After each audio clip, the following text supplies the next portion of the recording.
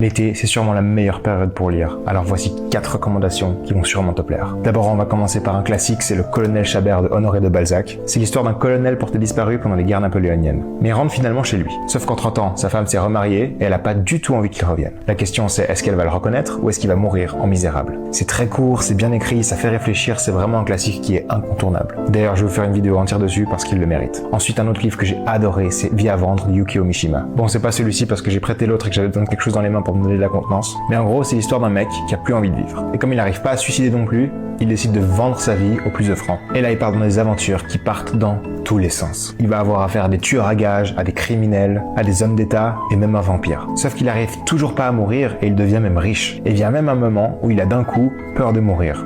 Et là on se demande, est-ce que sa mélancolie est guérie? Donc voilà, c'est un roman absurde mais un petit peu tragique qui reste super drôle. À mon avis, c'est une bonne introduction à la littérature japonaise moderne et surtout à Mishima. Ça se lit très vite et avec plaisir, je vous le recommande. Ensuite, on part sur un titan qui est incontournable ces temps, c'est Le Comte de Monte Cristo de Alexandre Dumas. Bon, idéalement, vous le lirez avant de voir le film, mais après, c'est tout aussi bien. Moi, en tout cas, je l'ai tellement aimé que je suis en train de le relire pour la seconde fois. Pour la faire courte, c'est l'histoire de Edmond Dantès qui est injustement emprisonné au château d'If pendant près de 14 ans. Mais après tout ce temps, il parvient à s'échapper et il va même devenir très riche avec des moyens que vous découvrirez dans le livre. Et maintenant qu'il est riche et libre, il a qu'une envie, c'est de se venger de ceux qui lui ont volé ses jeunes années. C'est vraiment épique, c'est très bien écrit, c'est un vrai page turner à la Dumas, je vous le conseille vivement. S'il y a un seul Dumas qu'il faut lire, à mon avis, c'est celui-ci. Et un autre livre qui se prête bien aux vacances, c'est celui qui a vu la forêt grandir, de Lina Nordquist. Alors ce livre a été élu meilleur roman de l'année en Suède en 2022, et c'est une atmosphère qui est très sombre. C'est l'histoire d'une famille qui s'établit en forêt, et cette dernière peut être très généreuse l'été, mais aussi meurtrière l'hiver. Et il y a tout un dialogue entre le passé et le présent,